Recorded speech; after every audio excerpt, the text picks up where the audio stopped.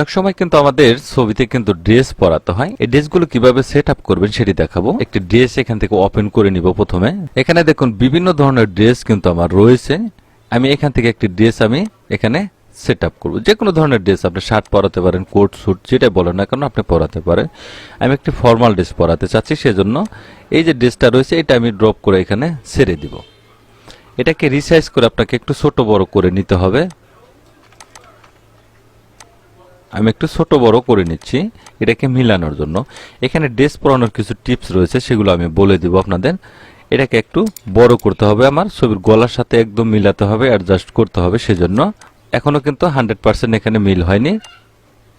আর একটু বড় করে দিই যাতে আমার একদম ছবির সাথে পারফেক্টলি ম্যাচ হয়। আমি আর একটু বড় করতে হবে। আমি আপনাদের পুঙ্খানুপুঙ্খানুভাবে এজন্য দেখাচ্ছি, যারা নতুন রয়েছেন তাদের জন্য বুঝতে খুব সহজ হয় এবং সুবিধা হয় সেজন্য। এখন দেখুন আমি ড্রেসটা কিন্তু এখানে মোটামুটি আমার বসে গিয়েছে। অনেক সময় এটা ড্রেসের কিন্তু এই যে জায়গাটা থাকে এটা কিন্তু রাউন্ড থাকে, এটাকে আপনাকে একটু সোজা করে দিতে হবে। ইরেজার টুলে চলে যাব। ইরেজার টুল থেকে হালকা এখানে একটি ক্লিক করে দিচ্ছি। একটি সফটটা নিয়ে একটু হার্ড ব্রাশ নিয়ে নিলাম, একটু ইরেজ করে দিলাম। এখন আমাকে ড্রেসটা আর একটু ছোট করতে হবে, অল্প। এখন ড্রেসটাকে একটু উপরে তুলে দেব, দিয়ে দিলাম। এখন দেখুন ড্রেসটা কিন্তু এখানে সেট আপ হয়ে গেছে বা বসে গিয়েছে আমার।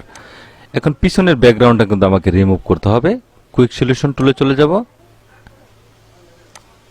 নিচের লেয়ার সিলেক্ট করব। প্রথমে এটাকে একটু মার্ক করে নিচ্ছি, আমি মার্ক করে নিলাম। এটাকে মার্ক করে নিলাম আমি, কারণ পুরোটা। রাইট বাটন ক্লিক করব, ফেদার এখানে 1 দিয়ে দিচ্ছি। ওকে, ডিলিট বাটন দুবার প্রেস করব, কালার দিয়ে দিব, ওকে করে দেব। বা কিবোর্ডের অল্ট ব্যাক স্পেস প্রেস করে দিবেন, তাহলে দেখবেন ব্যাকগ্রাউন্ডটা ইরেজ হয়ে যাবে। ড্রেস আপটা কিন্তু এখানে সেট আপ হয়ে যাবে। এখানে একটি জিনিস আমি দেখাচ্ছি আপনাদের।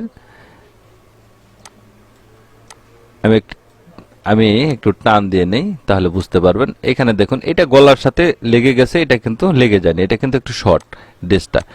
এটাকে রেক্টিকুলার মার্কিং টুল দিয়ে একটু সিলেক্ট করে নেবেন, মুভ টুলে চলে যাবেন, হালকা একটু টান দিয়ে এখান থেকে একটু বড় করে দিবেন। তাহলে এটা পুরোটা কিন্তু এখানে অ্যাডজাস্ট হয়ে যাবে এবং কি মিল হয়ে যাবে, দুটা কিন্তু সমান্তরাল থাকবে। এখন আপনার সাইজ অনুযায়ী, যে সাইজে ক্রপ করতে চান সেই সাইজ অনুযায়ী ছবিটাকে আপনি ক্রপ করে নিতে পারেন।